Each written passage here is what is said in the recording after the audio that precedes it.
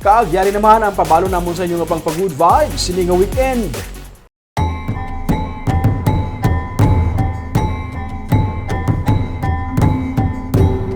Hindi mo na kinahanglan pa magpalayo-layo para makalantaw sang matahom nga views ang Rice Terraces.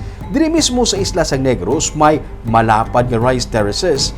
May 2 ka oras nga drive halin sa Bacolod City. Malapot mo na ini. Mabaskog ang tapyas ang hangin sa among area. Ngayara lang sa tiilan sang bulkan Kanlaon. Aton inilagawan buwas sa tripping ruming at 10 a.m.